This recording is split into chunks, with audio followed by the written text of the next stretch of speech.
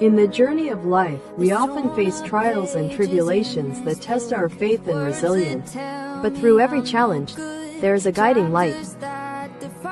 Revival of Hope Global Outreach Ministries proudly presents My Mess Became My Message, 7 p.m. by Dr.Michiel Ford. Dr.Michiel has transformed her life's challenges into a powerful message of hope and healing. Her mission is to create a safe space for women to find freedom, healing, and self-worth. Join Dr. Michiel on this transformative journey. Discover the power of faith, hope, and healing. Together, we can overcome any obstacle and embrace the future God has planned for us. Press on, and to know that the God that we serve is the same today, the same yesterday, and He will be the same forever.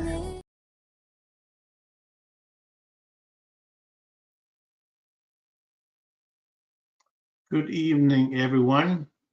You are talking to the host, the speaker for Revival Hope Global Outreach Ministries, and we're happy today to bring to you the host for this great program, My Mess Became My Messenger with Dr. Michiel. All right, we're going to bring her on right now. Hey, Doc, how are you? I am doing well. How about yourself? Oh, fine. I'm going to give you a chance to introduce your guest to our audience. They're waiting for you and our guest. I'll talk to you later. Okay, absolutely. We're joined by Dr. Denise Davis, a passionate, experienced speech-language pathologist who works closely with students on the spectrum. Today, we'll talk about early identification, communication challenges, support strategies, and how we can build inclusive environments where every child can thrive. And the topic of focus will be navigating autism spectrum disorder in the schools, a journey of understanding. So hello, Dr. Davis. Well, hello there. How are you today? I'm doing well. How about yourself? I'm doing wonderful. Thank you. Oh, that's good. And I also want to add that Dr. Denise Davis is my friend. We've been friends since the 11th grade. Yes. In high school up to this point. So right. she's seen my lows, my highs, my in between, and we've just been through thick and thin. They're tight, right? Yes. So if you want to know about me, ask Denise. I won't say a thing.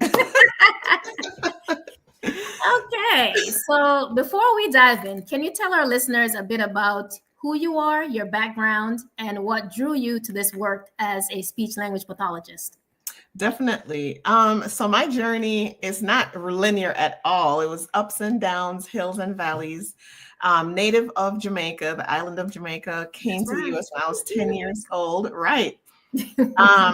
I've always loved children, working with children. I remember spending summers with my grandmother, and that's when the idea of just becoming a doctor was in my mind. But as I grew older, I just thought the time to become a doctor would be so long, right? Especially since I had a child when I was young. I just put the idea of going to medical school and all that out of my mind, just because of the time. So as I got older and I became more exposed to nursing, I fell in love with nursing. And I just knew I was going to be a nurse. I was going to be a pediatric nurse practitioner. But I just had this false idea that I was just going to be healing kids, right? Yes. Things are just going to be great. Always looked at the positive. And when I went to school, I started out and we had to spend time like in the morgue. And I was like, yeah, I'm not doing that. They talk about subjects like death and dying and blood. And I was like, no, I'm too sensitive for that. Like, I'm tough. I have a tough exterior. But when it comes to like people, I have a soft heart. And I just cannot handle with all of that. So I had friends who said, why don't you try PT, OT, or speech? So I said, you know what? Not bad. I'll try one of them. Went into the speech class and I never left. I never even tried OT or PT. Here I am. Of course, my school again wasn't linear. Stayed home with my kids for a while.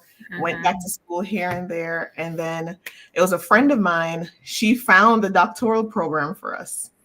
I never wanted to do like PhD because I always thought you're just relegated to university, but I've always been a very clinical person. Yes. And when she found this university and we fell in love. And so shout out to Don Stanley for finding us a school. We never looked back. So here I am, loving clinical practice when it comes to communication disorders. I specifically love working with children. I love the bond that we share with them, how you become part of families, the care and the trust that they put in us, the journeys, the highs and the lows, you get to see them when they make progress, you see what they become. And it's very rewarding and fulfilling. I always say that my work is my ministry. I literally get paid to do my ministry. Yes. So, yes. And that's very important. And I was talking to someone yesterday, and I told them that when you enjoy doing what you're doing to the point where you could do it without pay, that is your purpose. That's what you were created to do. Yes, absolutely. And yes, absolutely. So you found your purpose. Oh man, I found my purpose. Blessing. And that's a blessing. And I can confidently say I was made for this. I was made to help children. Yes. And conversely, I could say I was made to help adults. we go back and forth with this. I know. I've been trying to convert you. And I just want to add, the way we're dressed today was not planned at all. It was not planned at all. And this happened since we were teenagers. Yes. So this was one of the sisters I never had. Yes. Just want to highlight that. Yeah. Yeah. Okay. So today we are talking about autism in the school. So can you tell us some early signs of ASD? I will refer to it as ASD, so autism spectrum disorder, that show up in school-age children. Surely. But before we do that, I'm not sure how many guests you've had on and how well you've been able to talk about autism, but I kind of wanted to define the term for you guys and then go into the signs. Sure. So when it comes to autism disorder, it's like an umbrella. It comes under the umbrella of what they call pervasive developmental disorders in children. And so when it comes to development, there's a whole lot of those different developmental syndromes that can happen. And one of them is autism. And autism is basically defined as having that developmental disability where there are some telltale signs such as difficulty with social communication, difference